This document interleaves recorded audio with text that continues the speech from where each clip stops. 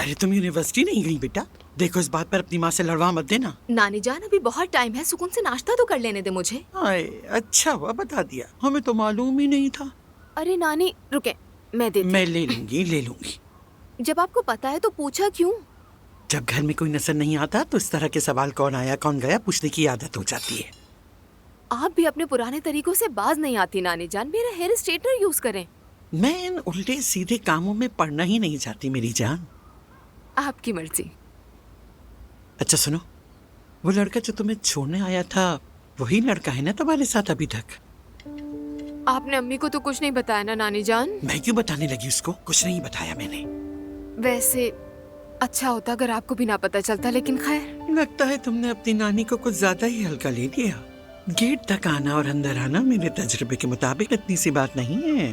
अच्छा, आपका नाम सुमैया नहीं चला खातून होना चाहिए था नानी जान। मैं अपने नाम से बहुत खुश हूँ मेरी बच्ची।